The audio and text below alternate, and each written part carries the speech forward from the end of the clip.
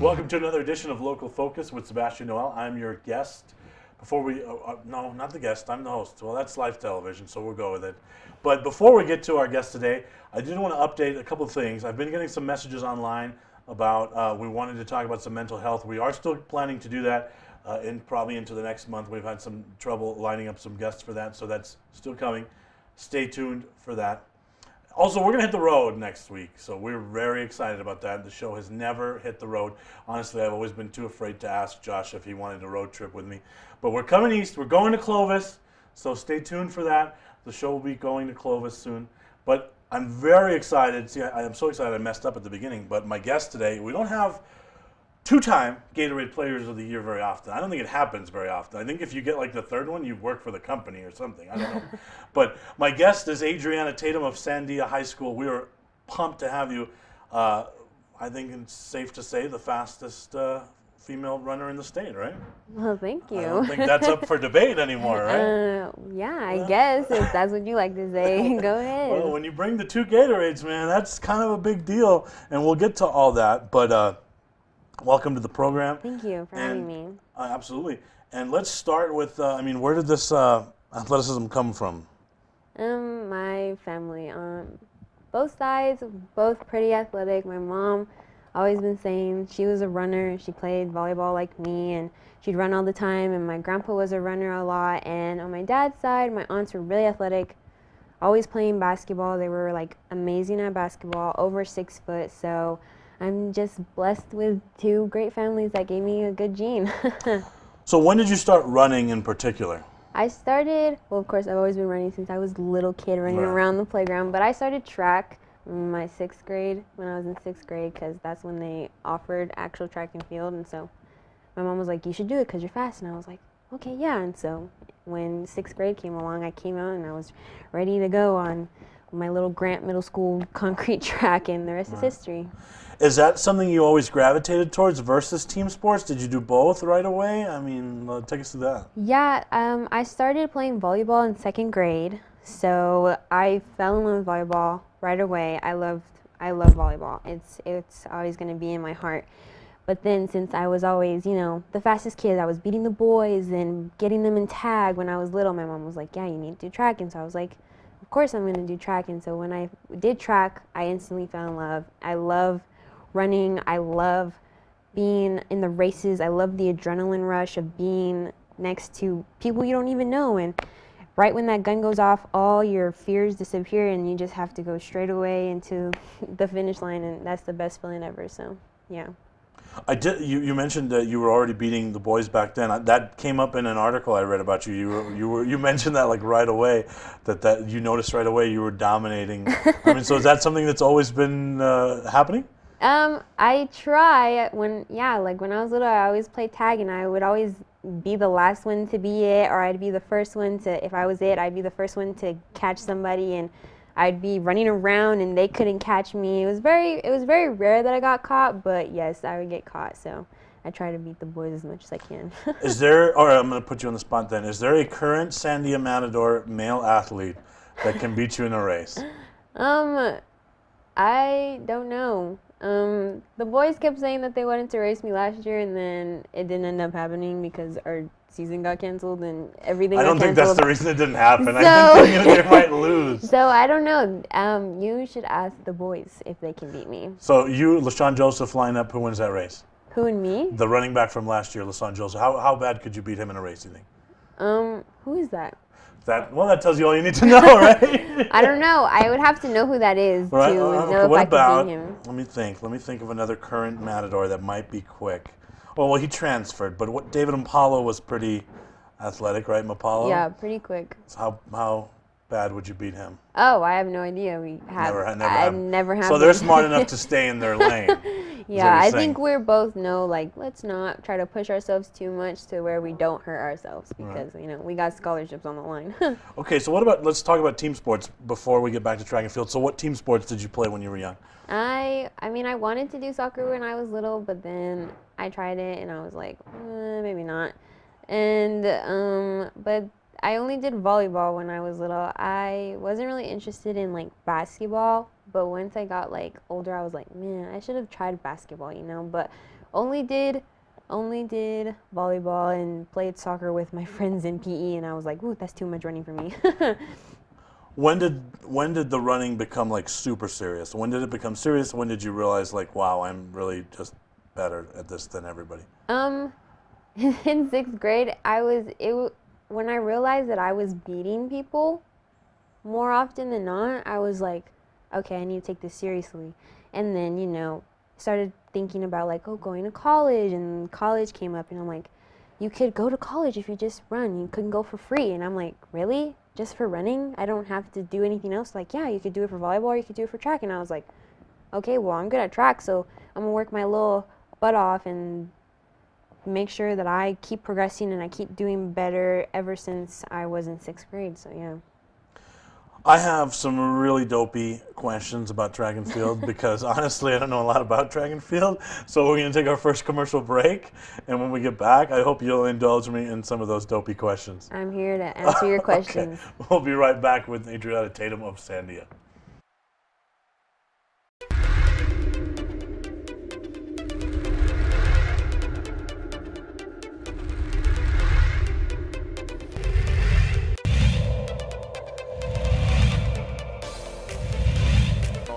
Lovato driving. They're going to count it.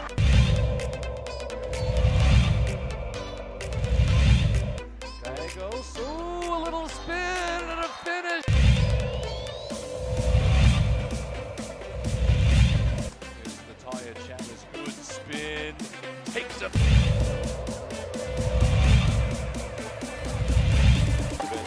Here's Ramos. Nice jump stop too.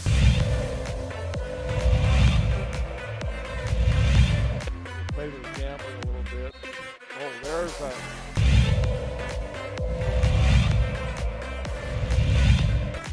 Hill, little step, high window.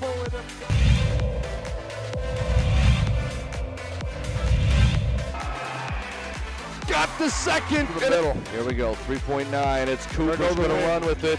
Cooper's going to swing it out to Lowry. Portillo couldn't get it off, and Clovis goes in. It's waved off. He did not get it off in time.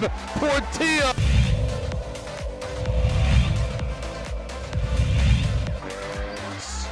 Reverse layup. Gallegos spins. Window. Finishes.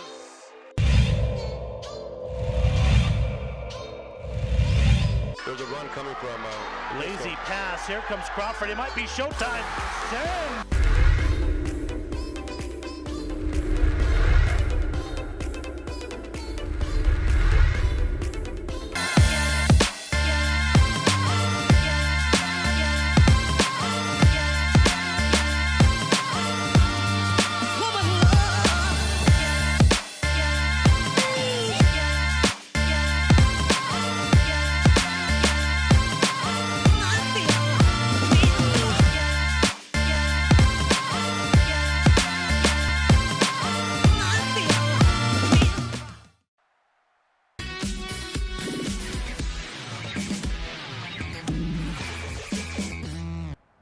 All right, welcome back to the program. And I do have some track and field questions that I want to ask you because I don't know a lot about track and field.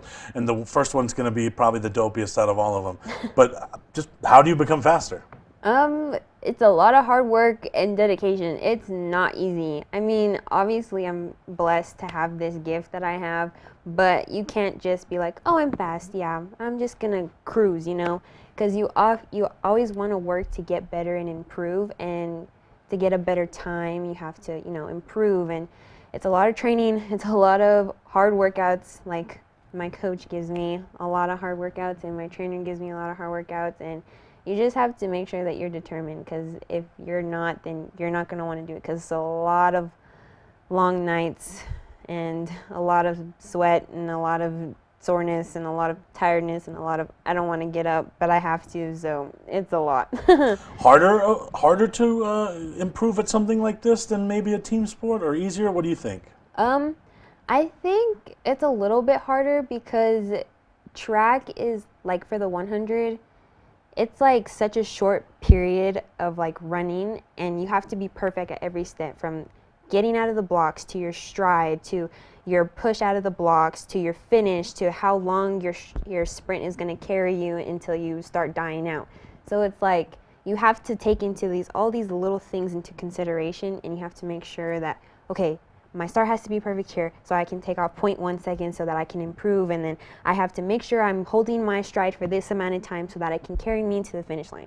So it's like really technical on like everything like you're doing, because if you mess up on like one little thing, you're back like 0.5 seconds, and then all the progress that you made, you're like, oh man, I just lost all of that. So this is what I wanted to get into. You did a really great job explaining that. Thank you. Thank you.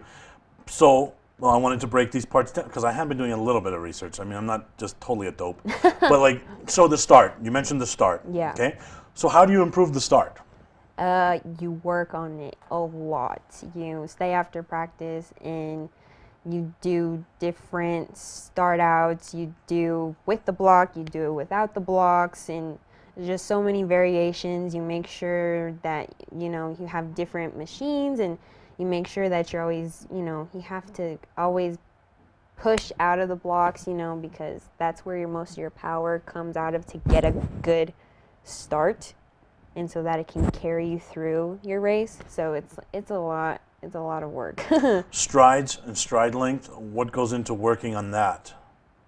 It's just a lot of repeating, like, okay, you're gonna do this workout, and it's like, we'll do, instead of a 200, you do like a 250, so that you're carrying your stride longer, so that when you get to the 200 race, you're like, oh, I'm not as tired as I was when I was doing the 250, because I added an extra 50 meters, and I can carry it longer, and I can carry it faster. So it's like you have to do the workouts kind of longer than your actual race, so that when you get to the race and you're going 100%, you're like, oh, this wasn't as bad as it was me doing the 150 for 95%, you know? What about, now I know we're getting way deep into the weeds here, but like, is this something that, where does technology come in? Like, is this something where, you know, coach tells you what to do, you try to do it? Or is it something where you get to your level, I mean, we're talking like Gatorade level here, right? Where you watch it back, video record, like I'm golfing right now. Not well, but I am doing it, right? And so like I try to record my swing, watch it, and see why it's so screwed up. Yeah. Is that something that comes in the running as well? You know, is it video involved? Yeah, when I got into high school, and, you know, in middle school, they don't teach you, use blocks. In high school, they're like, you have to use blocks because that's where you get your speed from. And I was like, I was totally new to this. And so my coach would I would stay after practice and I would work on my blocks because my block starts were not good my freshman year. And so he would videotape me and he'd be like, see, you're coming out too early. You're standing up too early, or you're not leaning enough, or you need to lift up your knee more, or your knee is dragging, you know? And so, yeah, we would use video so that I could see what I was doing wrong, and then for the next rep, I could improve on it. I feel like we need to clip this up, and like when you win a gold medal, they better show this on NBC. And damn it, the name of our show better be on the bottom of the screen somewhere, right? Because you're really giving some good information Yeah. here. So how did training compare for track and field versus, say, volleyball? For track and field, volleyball is obviously they're two very different sports. One is on a court and one is on a track. But for volleyball, it's a lot of repetition, and it's more you have to place things, and you have to rotate your arm and rotate your hand, rotate your wrist, so that you can place the ball correctly. And when you're serving, you have to put it in the correct spot, you know, so that you can get more points. And it's a lot of repetition and like trying new things, because you know, there's different sets, there's different plays. Like since I was an outside hitter, I would, you know, run 3s, and I'd run 4s, and I'd run 2s, and I'd go in the middle, and the middle would come to the outside. And it was just a lot of training in that aspect, and it was just to make sure that I kept my stamina up, because sometimes you'd be going back and forth from the net to the 10-foot line, back and forth for like 2 minutes. So you have to keep your stamina up, because you just keep going back and forth, and you're jumping and you're shuffling, and yeah, so it's in track you can just go straight forward for a long time, and it's like you got to go really hard, and you're like, whew, at the end you're like, okay, I get a little break. But in volleyball, you go up and block, and then you have to go back and pass, and then you have to go back again and get ready to go hit. And so yeah, it's very different. I thought I knew a lot about volleyball, but that might need to be revisited after today. Yeah, volleyball is a different sport. We're going to take our last time out here. We'll come back. We still have a lot to talk to, including a bunch of accomplishments. We'll be right back.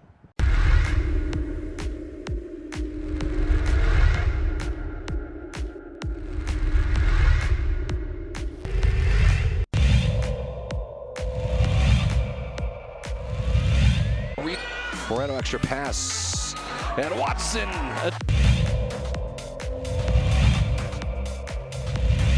Out with it, Gallegos, and he's gonna run all the way. Window, yes! Able to get out of it. How did he find battle? It's to Cunningham, and it. I mean, Ramos' hand. And Ramos puts it up, beats the buzzer!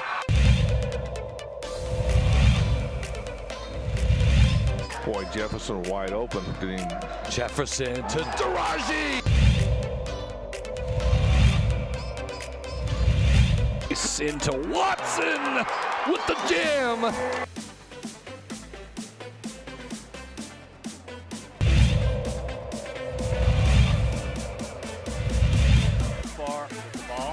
Another steal by Domino Lovato, and here comes Agbaiosi. Lob, two-hand hammer. You knew that was coming.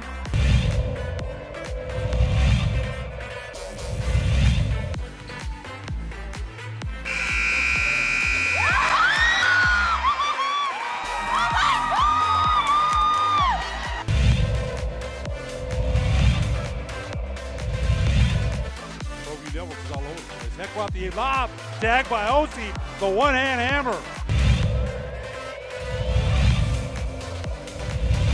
It up.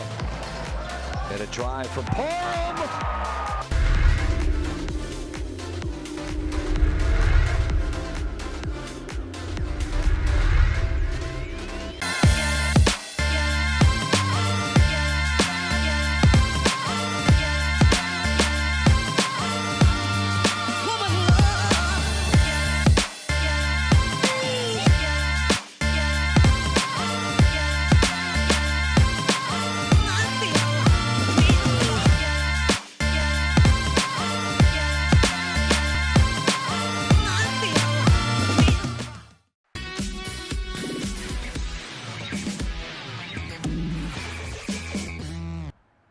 We are back, and I feel like we've just gone through Track and Field 101. Thank you very much for that. I got you. I don't know if I get college credit for that or whatever. But yes, you okay. passed. So now we get into your accomplishments, and the list is pretty lengthy. Let's start with your very first. Well, let's go back. First meet in high school. Take us through that. It was the Cleveland meet, right? And it was so surreal because I was like, oh my gosh, like I'm on varsity and I'm running with all these girls that are older than me. And I came to find out that my coach had a surprise for me, that I was going to be in the Elite 100, and that's every school gets to pick one runner from their team to represent them in the 100, and that's the only non-relay race in the whole meet. And I was like, huh? You're going to make me, a freshman, run against these seniors? I was going to ask that. Is that something a lot of freshmen do? Not necessarily. Okay. All right. And I was seated and I was put right next to the reigning state champ in the 100 from Cleveland, and I was like, oh my goodness, this is crazy. And my coach is like, you're going to be fine. You're going to be fine. Just run. I know you can do it. And I was like, okay, I can do it. And I got out my start, and it was terrible. And that's why we had to work on it. Right. And so I got out, and I was behind, and I was like, oh, I gotta go. And finally, I caught up a little bit, and I was right behind the reigning state champ, and she beat me. And I was like, dang. And I was a bit upset because I wanted to prove to my new coach that I can be trusted, and I can be the one that, you know, you can count on for those tough, you know, decisions like, oh, I need you for state, you know? And so then the 4x1 came, and I had to run against her again, fourth leg, and I was like, oh gosh, I really hope I do well. And by the grace of God, I did do well. I ran my little heart out, and I beat her, and so. And you haven't lost a race since, basically. It's the way we could and I tried not to lose a race since, yes. But your sophomore year, you just started racking up gold medals, right? So at the outdoor meet, first in the 100, first in the 200, you ran anchor in the 4x1 and the 4x2, right? Mm-hmm. So, I mean, you had already come into your own at that point. Talk about that whole meet and experience where you racked up all that hardware. It was really crazy because throughout the season, because my goal was, I was really close to breaking the 200-meter record, state record, and I was really close to breaking the 100-meter record, and that was my goal for the whole season. So for the whole season, I was progressing, and I was trying to get a faster time so that I could beat those records, and finally, I unofficially broke the 200-meter, and I was like, okay, one down, now I just need to get the 100, and I just kept going, and finally at state, that was my time to finally break it, and it was just so awesome. And then me and my relay team, we broke the 4x1 and the 4x2, so that was so surreal, and I was just so happy for us, and it was just an amazing moment with me and my team and my family, and it was just like so awesome that I was able to accomplish that as a sophomore, because it was like, wow, I'm a sophomore. I haven't even gotten to junior year or senior year, and I'm already doing this. I'm like, this is what I've worked so hard for since 6th grade, and it was just so awesome. And then to cap it all off, we ended second place overall as a team, and so I was like, it was just so awesome. I can't explain how awesome that was. Undefeated through the indoor season as well. Talk about that. Indoor is not my favorite.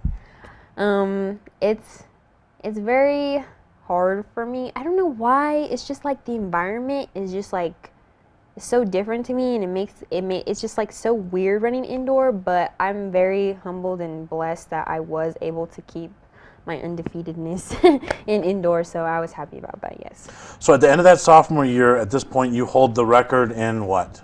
I hold the record in the 100, the 4x1, and the 4x2, but not the 200 because I didn't exactly break it at state, but I did at Metro and Academy. So first of all, how does all that work anyway? Because wasn't there like Jordan Bird, a friend of the show, he was our guest last week.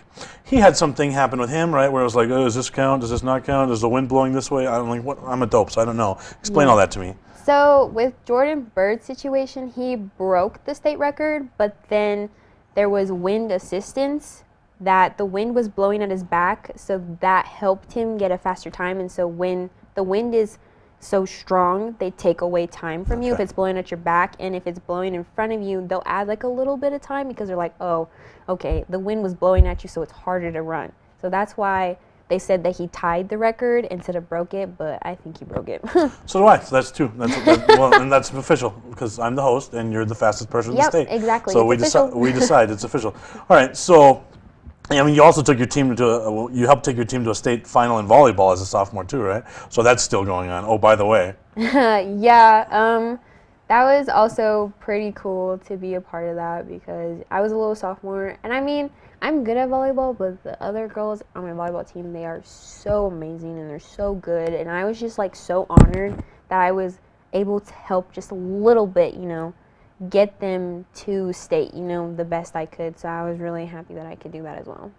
So let's talk about, before we go into some recruiting stuff, let's talk about the hours that you're putting in at this time now, this during your high school career.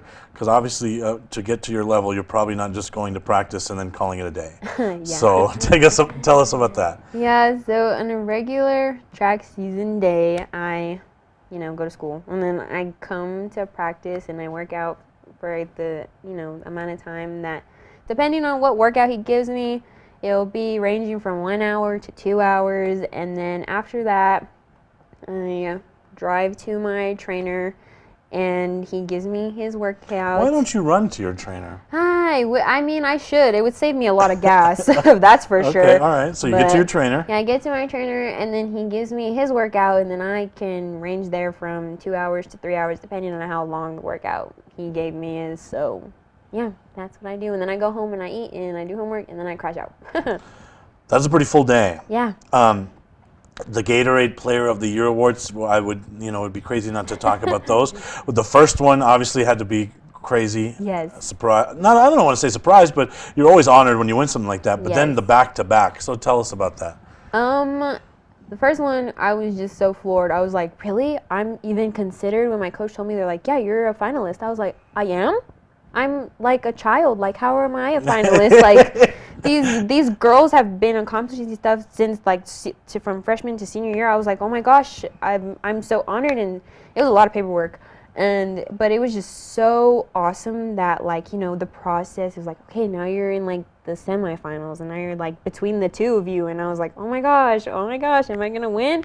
And then when my coach finally called me, they're like, you won, and I was like, are you serious? I was so happy. I was jumping up and down. That was so awesome. And then this year, I didn't think that they were even going to do Gatorade of the Year because we didn't even have a season. We had one meet. And I was like, so sad. I was like, dang, I didn't even get to prove myself. I didn't even get to do anything. And then Gatorade was like, we're going to do something for you guys. And I was like, are you serious? And so they were like, yeah. And then I sent in the stuff again, and it was just a waiting game. I was like, come on, hopefully. And then they're like, you're a finalist again. It's up between the two of you again. I was like, okay, come on, please, please, please. And then they announced it. I was just so ecstatic because it's like, I worked my whole butt off last season to get to track, and then they ended it. And I was like so heartbroken. And it was just like, okay, all the blood, okay, not the blood, all the sweat, the tears that I went through to get to the track point that I was at, and then it go away. It wasn't for nothing because I ended up getting Gatorade Player of the Year. So I was so humbled, and I was so honored, and I was just so thankful. Lastly, I know we're short on time, but college, LSU, Tennessee, Texas A&M, that's what I read was started as the short list. What else? What's going to go into that decision? Well, I've already decided. Oh, wow. So we're a little late. We'll edit that out or something. No, I'm just kidding. We'll stay with it. Well, so where are you going? Wow. I've committed to ASU. Go Sun Devils. Okay. Sports up. All right. So what are you, as a track and field athlete, what are you more excited about, college or the potential of Olympics? Because I know that has to be out there, right? And whenever you're doing track and field, that's got to be a thought, right? I mean, it's always been a dream since I was little. I want to go to the Olympics, But it's I'm just so happy that I'm able to go to school for free for something that I'm so in love with and I'm so passionate about. And I get to continue my career in track and field at another level that could possibly get me to the Olympics. That's just so awesome. And even if I don't go to the Olympics, I'm fine. I'm happy that I'm getting an education, and that's the most important thing, to get an education. So I'm really excited about that. Well, we here at ProView Networks, we think you could be America's next sweetheart on the Wheaties box. Thank you for coming in. Thank you. Good luck at ASU and potentially Olympics. Thank you for watching, everybody, and good night.